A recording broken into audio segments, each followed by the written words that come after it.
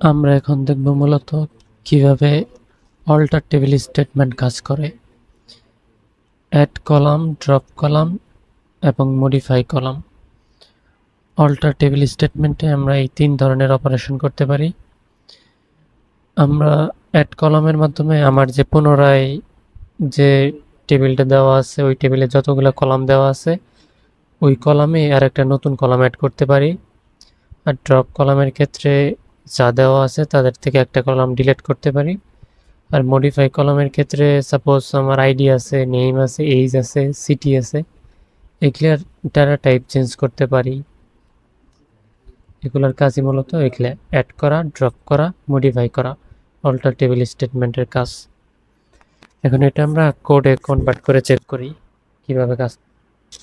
Suppose এই জায়গায় আমাদের একটা ডাটাবেস ক্রিয়েট করা আছে, ইউজার ম্যানেজমেন্ট, দুইটা টেবিল আছে, user details and user info. আমরা ইউজার ইনফো টেবিলে যাই। ইউজার ইনফো টেবিলে আমাদের 1 2 3 4 5টা কলাম আছে, ID, name, email, password, Rolle's.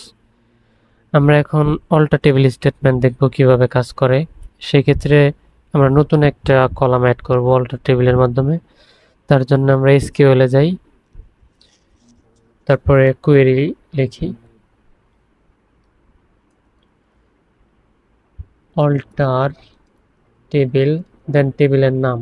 আমাদের টেবিলের নাম কি? User info. ইউজার ইনফো আমরা নতুন একটা কলাম অ্যাড করব, তার জন্য অ্যাড কলাম। নতুন কলামের নাম কি? সাপোজ ইমেল দেই, ইমেল। এটার ডাটা টাইপ কি? ভার্কার। ভার্কার ইমেইলের লেন্থ কত হইতে পারে? সাপোজ 30 দেই, 30 দিলাম। তারপরে গো। যদি গোতে ক্লিক করি এই জায়গায় আমার 5টা আছে, আর একটা নতুন অ্যাড হবো ইমেইল। গো।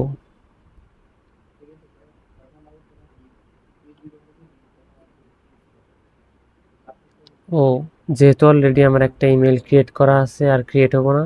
সাপোজ এইচ নেই, এইচ, AGE, এইচ। তারপর গোতে দেই।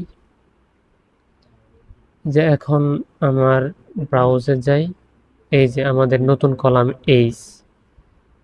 এখন আমি যদি এটাকে মডিফাই করতে চাই তাহলে আবার এসকিউএল এ যাব, তারপর মডিফাই করে আমি এটা ডাটা টাইপ চেঞ্জ করব আর কি। অল্টার টেবিল, টেবিলের নাম কি? User info. তারপর মডিফাই কলাম। মডিফাই, আমার কলামের নাম কি ছিল? Modify column. কোন কলামটা মডিফাই করব আমরা? এইজ। এইজের ডাটা টাইপ আমার ভার্কার আছে, ইন্টিজার দেব, এই ইন্টিজার দিলাম। তারপরে যদি আমরা গোতে ক্লিক করি, এই যে আমার এটা মডিফাই হয়ে ইন্টিজার হয়েছে। যদি আমি এইজকে মানে ডিলিট করতে চাই এই কলামকে, তাহলে অল্টার টেবিল, টেবিলের নাম কি? User info. তারপরে কি আমার ডিলিট করার জন্য ড্রপ কলাম। ড্রপ, আমি কোনটা ডিলিট করতে চাই? H, AGEH। এই যেটা আমার, আমি এটি কি ড্রপ কি করতে চাই? কলাম। কোন কলাম? এইচ কলাম, এই এইচ কলাম। এখন যদি গোতে ক্লিক করি, ওকে,